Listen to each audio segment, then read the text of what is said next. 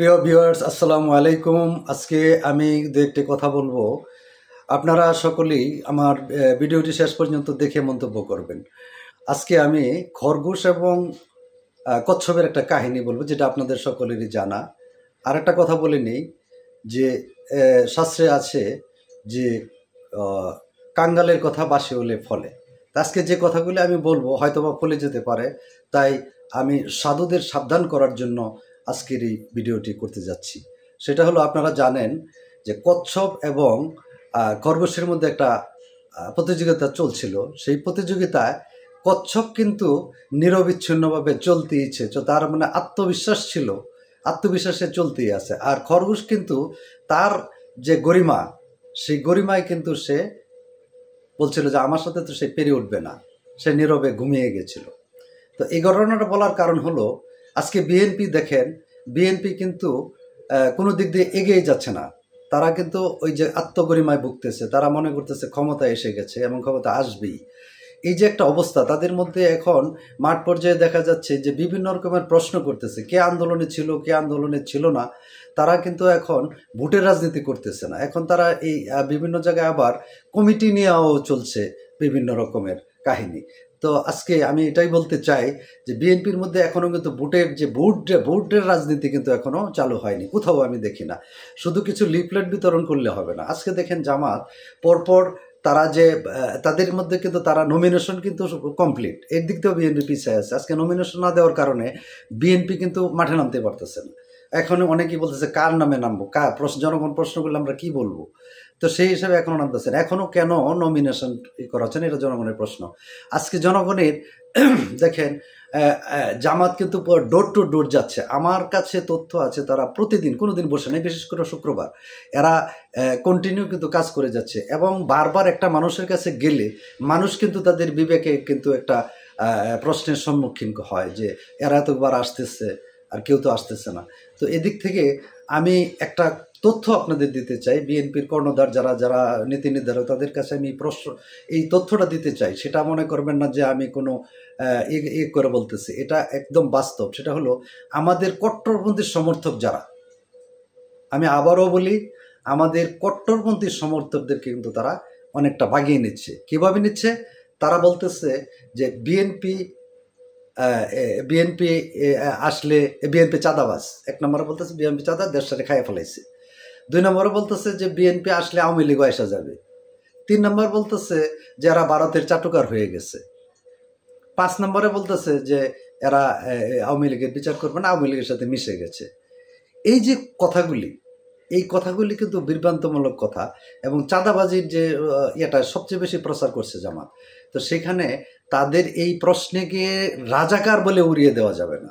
তাদের এই প্রশ্নগুলি জনগণকে বুঝাতে হবে, জনগণকে যুক্তি দিয়ে বুঝাতে হবে। কিন্তু এটা কিন্তু বিএনপি ব্যর্থ হচ্ছে। তারা শুধু বলতেছে কি রাজাকার, এটা তো বললে সমাধান হবে না।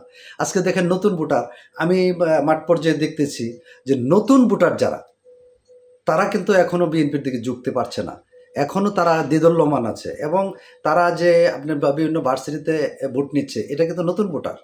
এই কথাটা কিন্তু মাথায় নিতে হবে। এখানে গয়রামি করলে হবে না, তো একটা গয়রামি যুক্তি দিলে তো হবে না। এখানে কিন্তু তারা কিন্তু নতুন ভোটার। তা আজকে নতুন ভোটাররা যদি ভার্সিটিতে ভোট দেয়, তাহলে এলাকার কি অবস্থা সেটাও তো মাথায় নিতে হবে। সুতরাং কোনো ব্যাপারকে তাচ্ছিল্য করা যাবে না। একটা জিনিসকে মাথায় রেখে সেটা কীভাবে মোকাবেলা করা যায়। আজকে দেখেন জামাত A²+B² সূত্রের মতো তারা চলছে অবিরাম। কিন্তু বিএনপি আজকে যেখানে না কথার জব দিতে পারতেছে, না নমিনেশন দিতে পারতেছে, না তারা সংগঠিত হয়ে জনগণের কাছে যেতে পারতেছে। এগুলি মাথায় রাখতে হবে। আজকে যদি আপনি শুধু রাজাকার বলে দেন, তাহলে রাজাকার এখন আর খায় না। এসব কথা বলে ভোট নষ্ট হবে। যুক্তি দিয়ে কথা বলতে হবে। আমি দেখেছি অনেক বড় বড় নেতারা কিন্তু যুক্তি না দিয়ে রাজাকার শব্দের উচ্চারণ করে। নো, এটা এখন পছন্দ করে না কেউই। আমি তথ্যটা আপনাদের দিলাম, যাতে নীতি নির্ধারকরা, আপনারা আমার ভিডিও যদি দেখে থাকেন, তাহলে আশা করি এই কথাটা মেনে চলবেন। রাজাকার কোনো যুক্তি নেই, মানে রাজাকার কোনো না, সমাধান না। আপনি প্রত্যেকটা কথার ব্যাখ্যা দিতে হবে, যেই ব্যাখ্যাটা জনগণ গ্রহণ করবে। আজকে জনাব তারেক রহমান দেশে আসছে না, এটা নিয়েও কিন্তু খুদ বিএনপির ভিতরে প্রশ্ন আছে।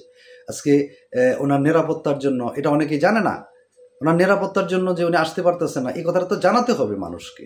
মানুষ প্রশ্ন করে যে কেন উনি এখনো কেন আসছেন না। তো ওনার নিরাপত্তা যদি নিশ্চিত না হয় তাহলে কীভাবে? এই কথাগুলি বলতে হবে না? এগুলি তো মানুষের জনমতের জন্য বলতে হবে, এবং বলতে হবে যে তারেক রহমানের পরিবার যেভাবে নির্যাতিত হয়েছে উনি কেন বিচারটা করবে না? আজকে খুদ বিএনপির মধ্যে এই প্রশ্ন আসে যে আওয়ামী লীগের সাথে মিশে গেছে, তারা আর এদের বিচার করবে না। তো বলতে হবে যারা বিএনপির সমর্থক বা কর্মী তাদের বলতে হবে তো যে আপনারা নিশ্চিত থাকেন তার বিচার হবে। তার কারণ হলো তার পরিবারের মতো তো বিশ্বে কোনো পরিবার নির্যাতিত হয়নি, তাহলে কেন বিচার হবে না? এবং তারা বিএনপির অনেক নেতারা নেতৃবৃন্দ বলে আমরা কোনো দল নিষিদ্ধ চাই না, কোন কারো আওয়ামী লীগ নির্বাচন করুক, এসব কথাও কিন্তু জনগণ এখন খায় না।